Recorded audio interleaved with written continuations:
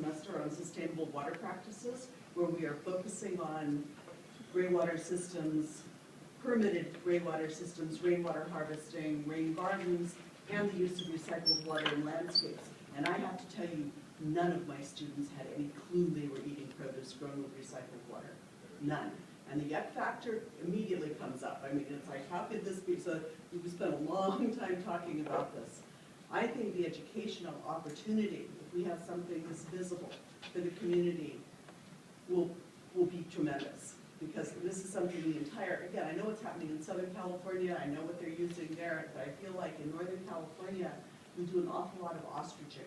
We stick our heads in the sand and just pretend there's always going to be unlimited water coming down.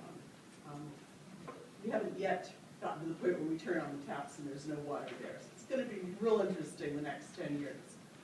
So with this project, one of the things I wanted to encourage you to think about is that first really rough sketch that I had done at the beginning of the year that showed the 5 acres. That was really talking about, I anticipated within the first year starting to farm 5 acres and going the second year into an additional 5 acres, and that had to do with practicality. I started a 10-acre teaching farm at the College of Marin at the Indian Valley campus there. And that farm is run on grant money. It's run on AmeriCorps volunteers and grant money. But the goal really was to be in 10 years to have it be self-sustaining. And it's inching toward that. And again, that's a situation where the land is free, the water is paid for by the campus. It's supported by the college.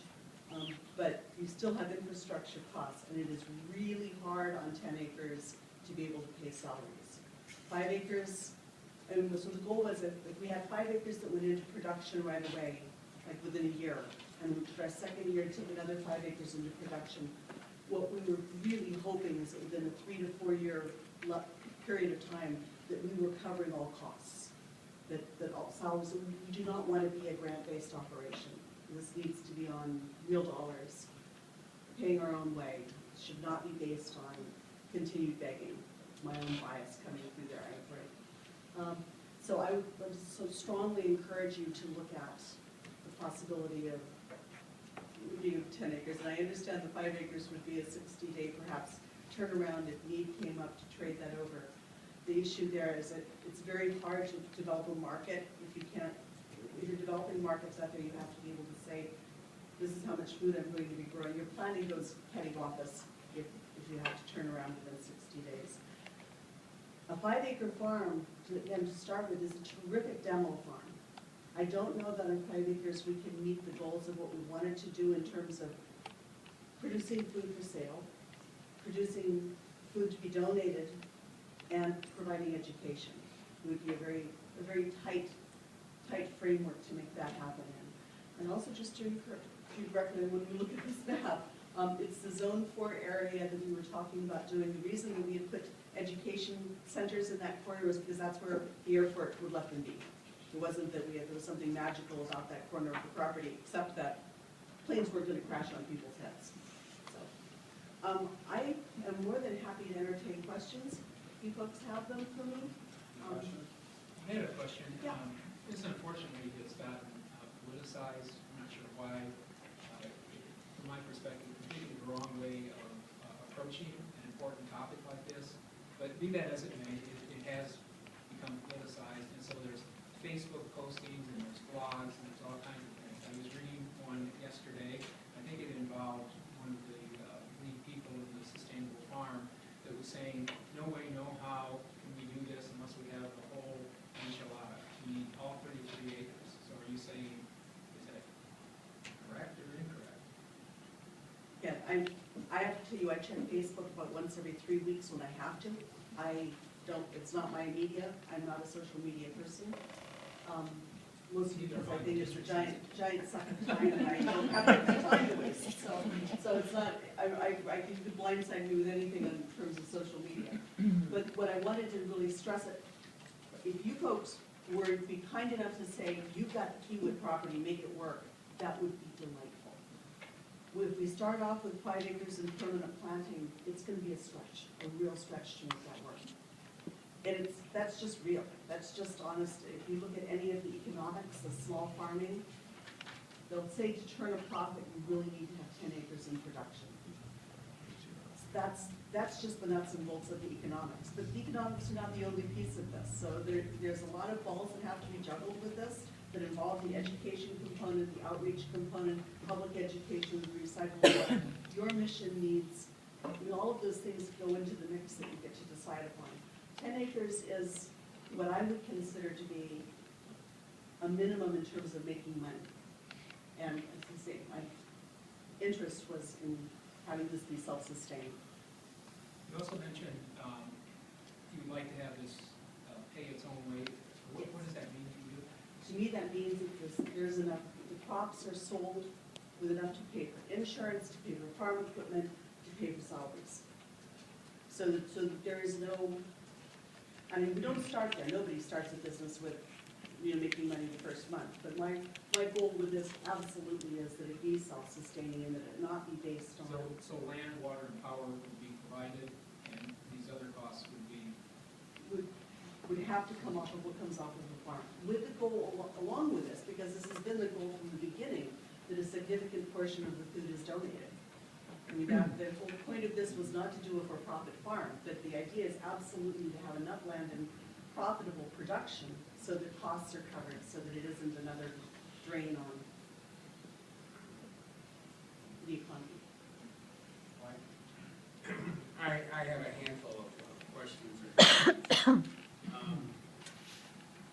I have heard in a number of places now, and I should probably say I've had constant conversations with Carolyn Finney and a number of conversations with you, so this isn't all coming off the top of my head.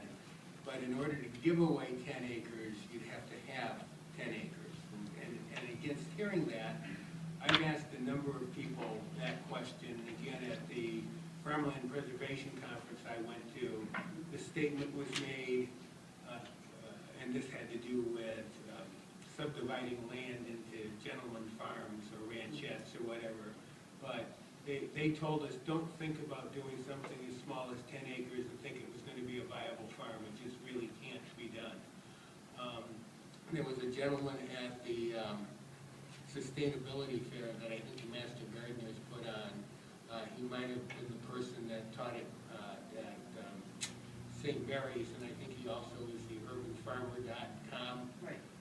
He said, you can't make 10 acres work. And I said, is that true even if there's no land cost and no water cost? And he said, in that case, you could probably break even on that operation.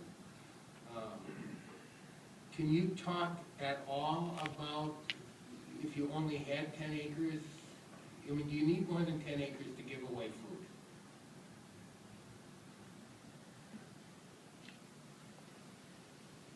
I think that I can make 10 acres cover costs. 10 acres won't generate money, but 10 acres can cover costs. I think that if the issue really becomes if there's to be this donation factor on top of that. So if I need to be having 10 acres plus enough land to donate food, then I'd really like to have at least 12 acres in production. Again, this is trying to look at within, and I have to tell you, I would disagree a little bit. I have friends, they're not friends, I have acquaintances and people who have worked with out in East County who have organic farms that are 10 acres, that are the Knowles Farm. It's been there for any of you who ever make it to the Ferry Market Plaza. They've only got 10 acres. Now they work, that is 10 acres that is in intense production, and it's in plants that we can't put in because we're not going to have fruit here. I mean, we can't have fruit for the birds. So, I mean, they've done high value products like figs. I think $7 a pound for their figs at the Ferry Market Plaza, which is amazing for those of us who grew up with fig trees in our backyards. But so we can't have, we're not going to have that high value of a crop out here. So we'll be looking at lower value crops. But it is possible to make it on 10 acres. It's an incredible amount of work. Okay. Well, from my perspective, first and foremost, I want to demonstrate to people in this area that we can get them high-quality produce using recycled water. Absolutely. It begins to be a secondary and tertiary benefit in the ability to provide produce at no cost or low cost to the food bank and school